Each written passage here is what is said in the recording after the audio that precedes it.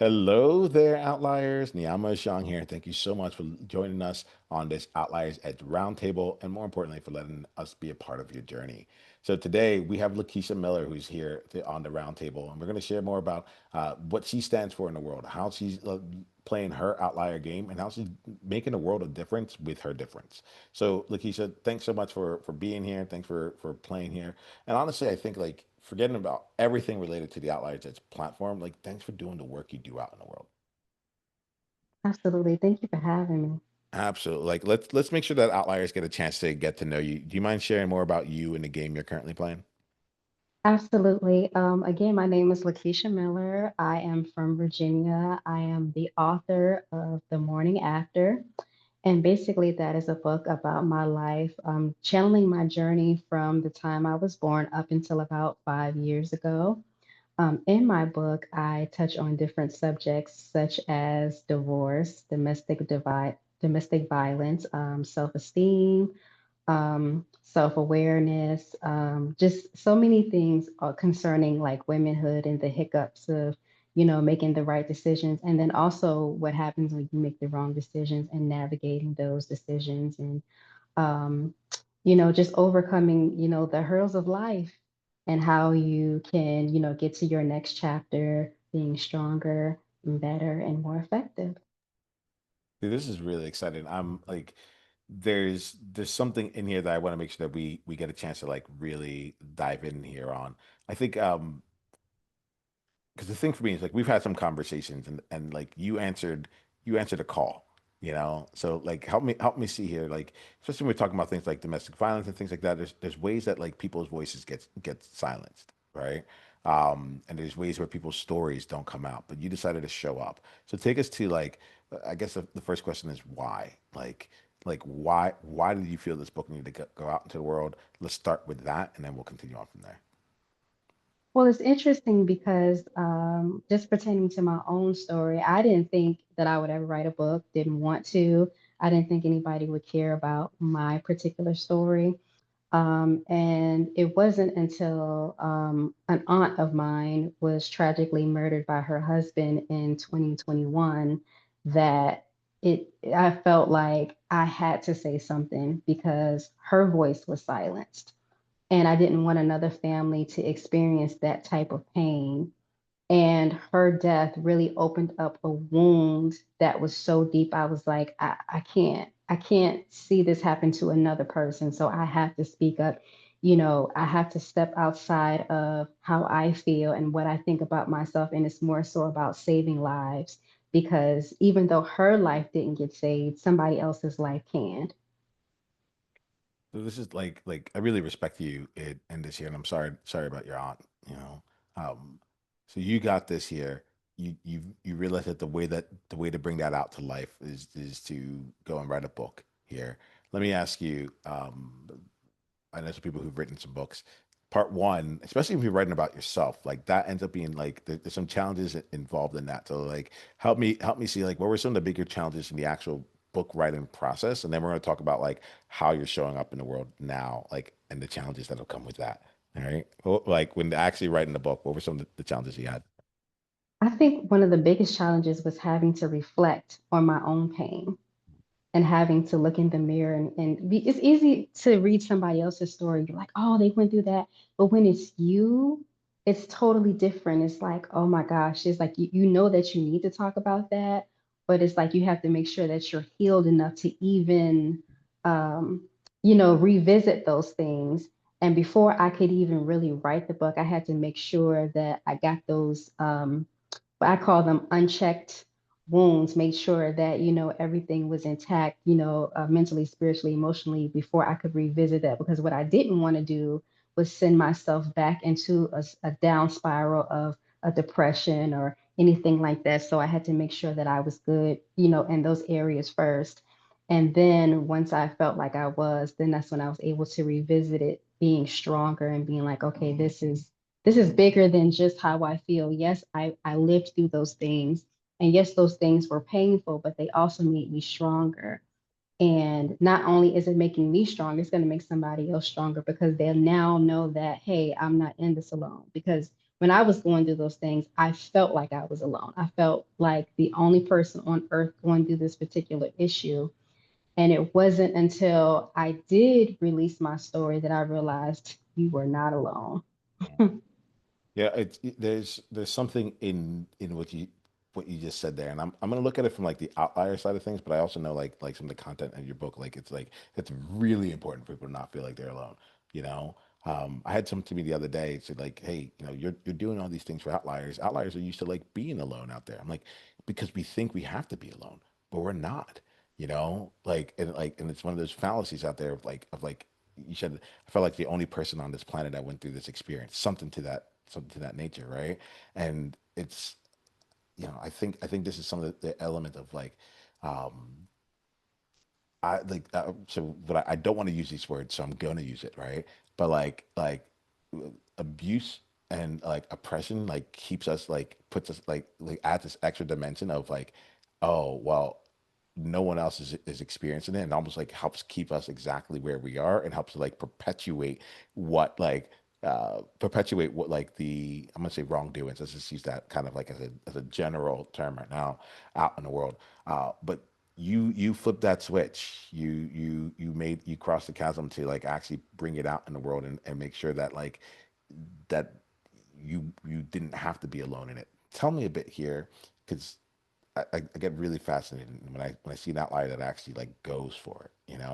Like you still felt those feelings then that like you're the only one who went like what I didn't hear is like you got like those feelings went away. You still felt those feelings how did that actually like result in you with all those things like working on you, working in you? How did that actually result in you like putting pen to take paper or fingers to keyboard to actually write in this thing? Well, one of the things is I allowed myself to feel it. Mhm. Another key component is at the same time that I was writing the book, I was also seeking therapy. For me personally, prayer and all those things. And then another thing that really helped me was that I realized that I am no longer a victim. I am a survivor. And that changed the game for me. I can no longer see myself as a victim. I survived it. And because I survived it, I can thrive. And that's exactly what I plan on doing. Uh-huh. Well, like it's either you're doing more than just planning on doing it. It's what you're doing, and so Yeah. that you're doing. So like let's get outliers out here. And I like so you wrote this book, right? Tell us about some of the things that have happened for you afterwards. Like let us get a sense to see like how has this book come to life. I know people who've written books. All right, let me talk about people, quote unquote. I've written a book. It just sits on my computer in a drive somewhere that like barely like gets out into the world. I can mention that I've written it, but I haven't really done the work with it, right? Tell us about your journey having after finishing that. Like what's life like now for you when it comes to the book and your message and beyond. It has been a journey. This is kind of like my second go round with, really with the book. The first go round with the book, I wasn't completely confident, right? Because it's like I knew that my story had power, but there was still like some fear behind it. So I did not really promote it to my full potential. It's like I said, oh yeah, I have a book out, but I believed in it, but I didn't fully believe in it because there was like this hurdle of fear around me versus now I've removed the fear because I remember the mission. And because I remember the mission, I understand that it is not about me. It has never been about me. It's about the people that I need to go and help and save. And now it's like doors are opening like crazy. And, I have women that have reaching out to me saying, hey, I read your book, or I plan on reading your book, or I heard your story from this person or that person. And I'm really inspired to share mine. And it's almost kind of like what, not almost, it has actually made me be a mentor to other young women who want to share their stories, which was not even what I imagined it to be. I just wanted to just get my story out just to help people, but now it's turning into so much more. And I'm extremely humbled and grateful for that. I have book signings coming up, and I'm just so excited about this new journey that I'm on as an author because I never saw myself as an author. But now I understand that when you remove fear out the way, your eyes are like open to endless possibilities that you didn't even see in yourself. This is really fascinating here because like you had round one, book done, like and like you said, I think it's because I wrote the book and I've also been in a place where I haven't like actually promoted it that like I am I'm keen on this, right? Because I also think about other outliers who've done great things but don't like let people know, right? And it's not and that awesomeness is there ready to be tapped into, but then it didn't. But what I'm hearing from you is that like you took some time and you found a way to like elevate yourself beyond, well, like help me say it because you said you like reconnected back with your mission, you know, and that's what opened up the door. So I think what I'm asking here is like for anyone, let's say myself and any other outliers that's listening here who might have given it that first go around, or might have maybe even might even be in go around three and know that like, hey, for some reason I keep coming back to this. I can't let this go, no matter how far I walk away from it. What's something you would say, like based on your experience, would like be really meaningful for them to keep in mind as they move forward. I would tell them to not let fear paralyze you, Mm, because if you allow to do so, it will do so. Sometimes we get caught up in our own heads. Sometimes, um, even for me, I've had to like remove myself from different people because sometimes people will only see you or limit you to the version of you that they met, right? So they didn't meet the author version of you. They met the shy version of you, or they met the timid version of you, and now you've evolved into someone else, but they want to keep you in that box. I would say to just open your mind to seeing yourself in a much bigger way on the other side of fear and just go for it. Remember your mission, understand your why. That's very important. You have to know your why. Once you understand your why, it's going to keep you going. It's that fire that's going to mm, keep burning. So I would mm. just tell them to just stay encouraged and just remember why you're doing it. And that will keep you.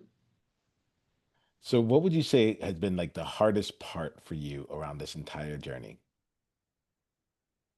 I would say the hardest part was probably getting over wondering what the opinions of the people that I know would be, Mm, right? mm. Family, friends, because you're really put in a vulnerable space when you write your story. It's just like when someone comes out with a biopic about their life, the whole world is going to see your journey. And I think a lot of them are probably more concerned about the people that were there doing the journey, their parents, their siblings, their family, what they're going to say and think. But once you realize that it's not even about them, it's about the people that it's supposed to, affect, is that's how you really get past all of that. But that was the hardest thing for me. It was just, I was just wondering, well, what is this person going to think? What is that person going to think? Now I don't even care because it is not even about them. It doesn't matter. Not that I got any negative feedback, because I have not. But if I did, it still would not bother me, especially not at this point in my life, because it's not about them and it's not even about me. So can I just like pull in a couple things here, Lakeisha, that I think I'm hearing right now? And I feel like I'm having a lot of conversations with leaders really showing up, right? Showing up like not just courageously, but like just it's actually more like moving toward their purpose, right? It's giving new words. I in every single conversation, it's really starting to come real for me. Where it's like, be you on purpose. Like that's what I'm all about, right? So be you intentionally, but also be you with a mission, with a purpose behind you. Be you on purpose.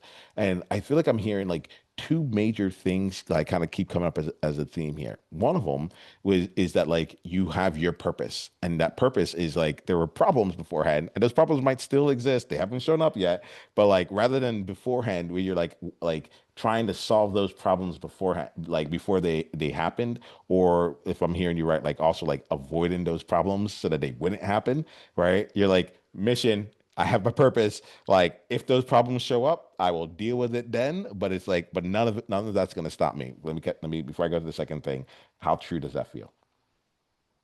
That nothing is going to stop me. Yeah, and like Oh, like it like is. being like, yeah, It is very true. yeah, Nothing is going to stop me. yeah. The only person that can stop me is me. Yes, and that leads to the second part here, and I want to make sure we don't miss that because I get very excited about the purpose part of it, but then there was the other side of it, like be you, right? And so this is what I'm hearing too. You said before we get into any of this part here, you had to take the time to make sure that you were good, right? That you were healed, that you had like not just protected yourself because I don't feel you in any way kind of being closed off, guard up, all that, right?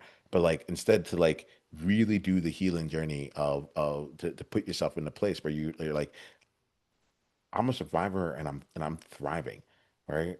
I like when I listen to this, I'm asking a bunch of different questions, but I feel like it keeps coming back to those two things. Like you got you and you stand for something much larger than yourself right now. Let me check in here. Does that feel real? Absolutely. Yeah, yeah. Absolutely. So allies, I'm going to come to you right now, right, and just ask you to like just take some time. We like to have a conversation with all of us here. Like, check in with yourself. One, if it was just that straightforward, right? Not going to say it was, I can say maybe simple but not easy, right? Where it's like one, checking in and making sure that you got yourself, right, and doing what it takes to be able to be good and solid with you, and then two, being in service of a mission that's larger than yourself. Like check in with you. Where are you sitting on that? If you had to give yourself um, just a quick temperature check on a scale of 1 to 10, on both ends, and ask yourself like, where would you want to be on both of those numbers, and maybe use that to help guide you through the upcoming weeks, and see what changes as a result of that. Like you said, I'm making this up here.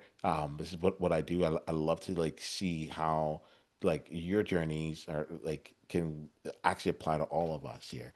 And so, is there anything for someone who's on the cusp of, you know, I'm really thinking about that person, that leader who's like done their part, gotten some of their stuff out there, and then like kind of either hit a wall or wants to retreat or is kind of like it's here, but I'm not really gonna do the extra oomph of what it takes to really make this happen.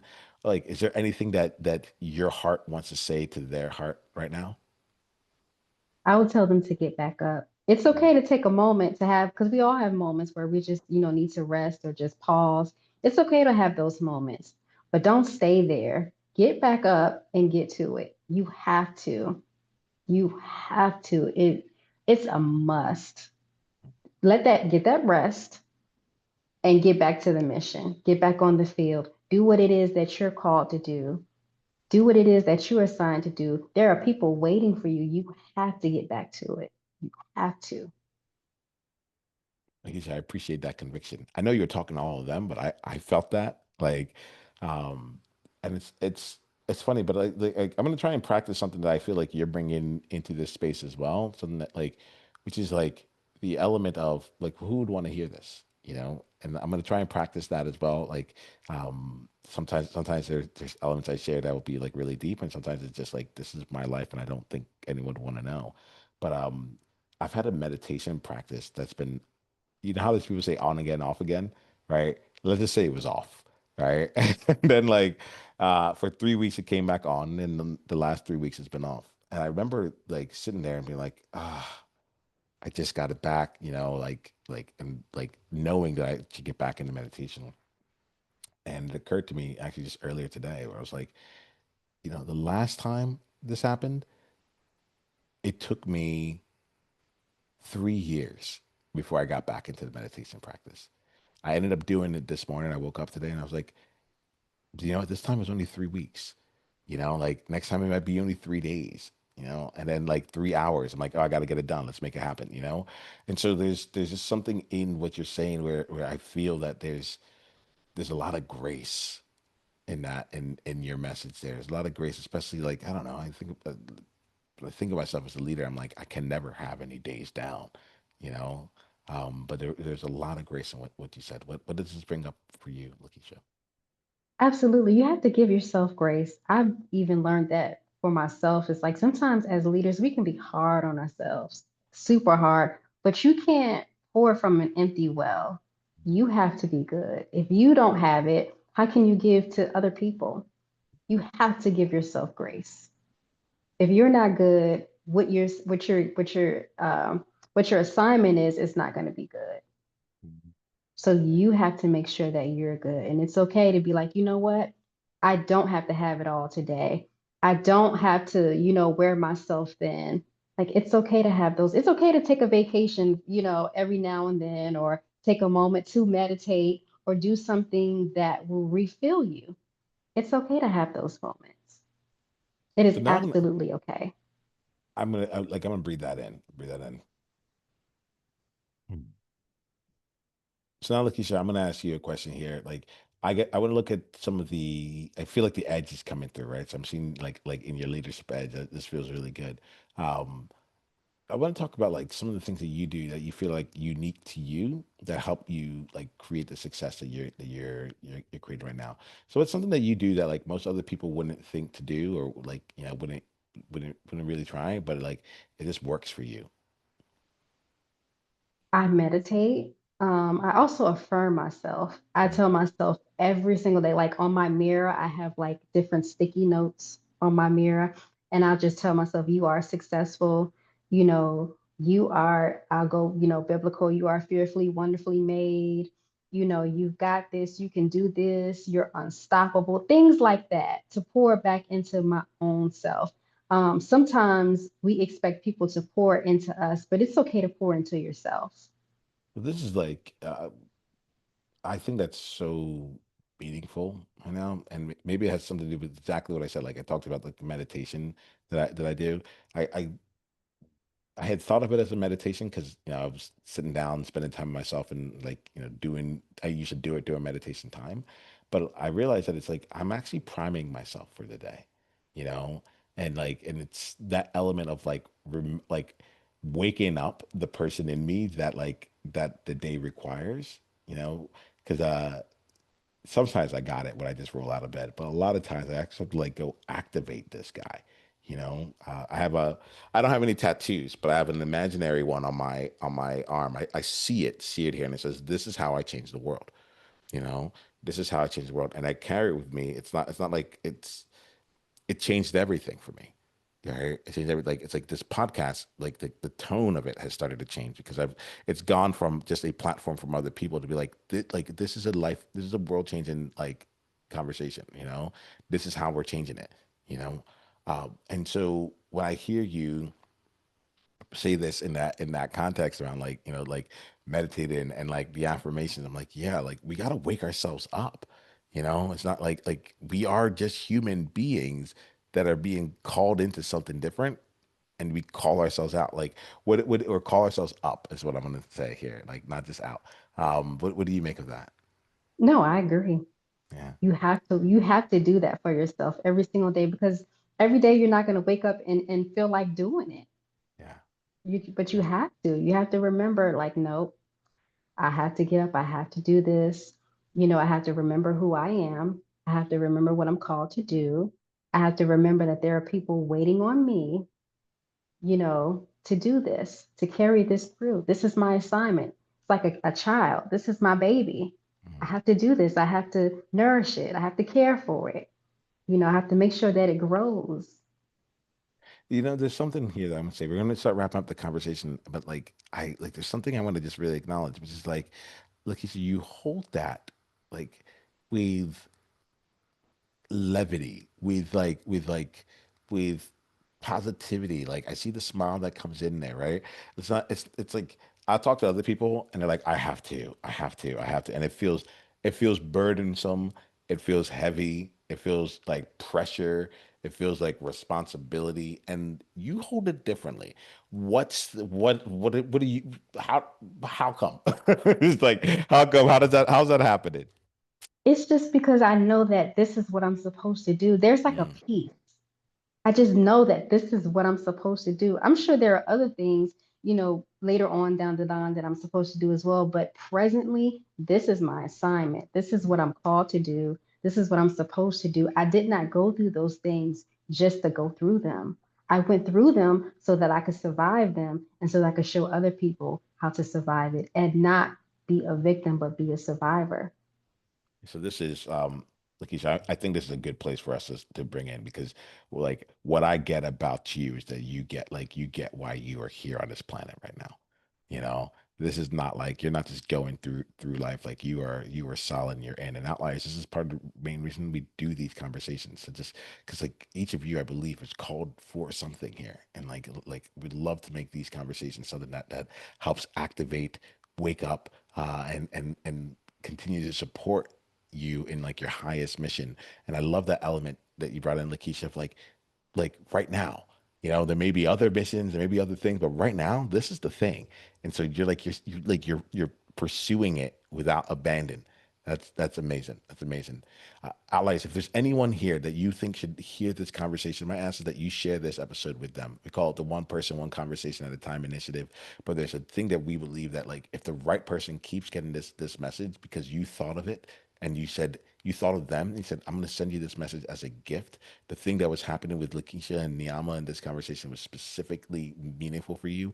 That would be awesome. You can go ahead and share it on like more of your wider socials and such as well. But this is the thing that I think that like will continue to make sure that the right person hears this decades out into the future. All right. So join us in that one person, one conversation at a time. That's all it takes. Do us a favor, and it would mean the absolute world to me.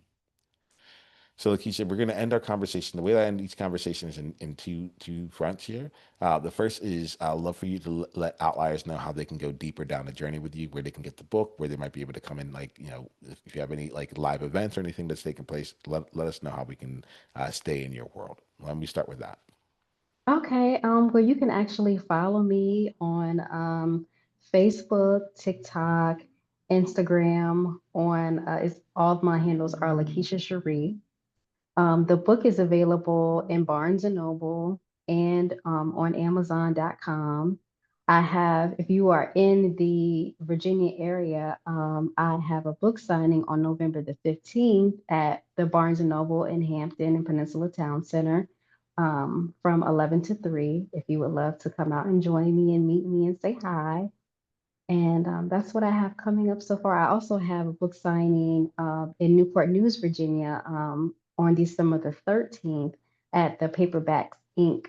Bookstore as well. And I have a few other things coming up after the new year. I'm excited about those things, but I would love to connect to you with you. I'm also on YouTube as well, under Lakeisha Cherie as well. All right, you're not messing around. Like this is it. Like I feel like you're like I'm out there, y'all. I'm out there. You can meet me online. You can meet me in person. Like, but you're not messing around. You're not messing around. Awesome. So, like you said, we're gonna end this conversation. The way that I end every conversation I have is that I like to make sure that each conversation we have is a chance to uplift you toward what you're creating out in the world, right? And so, in what ways has this conversation? What insights have you gotten from this conversation for yourself?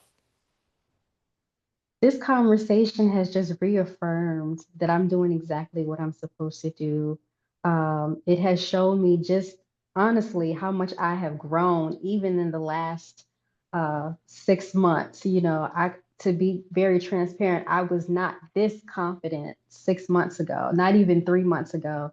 But just as hearing myself talking, I'm like, okay, yeah, there is growth there.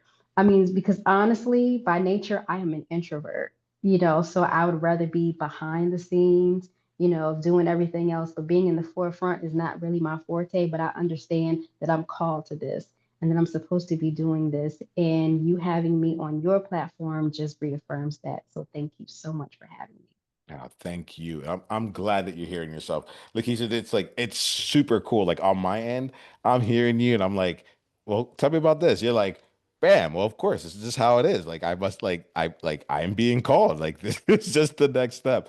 And what I feel is both the grace but the ease as well, right? Not to say that like it's not to say it's necessarily easy, but what I feel is like you're like, well, this is it. This is just where this I feel the peace. I feel the peace that you have in them. I appreciate you. I'm glad you're doing the work you do. Thank you so much for it. And until outliers, until the next time we all talk, remember, be you on purpose. Journey on.